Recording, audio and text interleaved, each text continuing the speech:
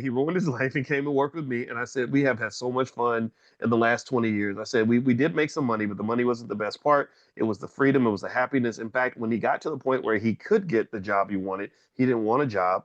There are lots of places that I'm sure would have hired me eventually, but I didn't want a job. And the other thing I told him was, I said, then my brother also went to live in Colombia, and he was living in Colombia, paying rent at Colombian levels. So he had a housekeeper and a maid, and I guess the housekeeper and the maid are well, no, the maid and the babysitter, and also he had a really nice house, and he was paying almost nothing, but he was making money in America because he knew technology and entrepreneurship. And more importantly, the bigger point was, I said, it's just happiness. I said, pursue happiness. I said, and money is important for pursuing happiness, but money will not give you happiness. Do you understand what I'm saying? Money won't make you happy, but money can clear the path so you can find your happiness, right? So if you say happiness means I want to take a cruise, then money won't stop you from taking the cruise. A lot of people might want to take the cruise, but they say, I don't have the money. I don't get it. And I get it, right? So ultimately, it's all about that happiness, right?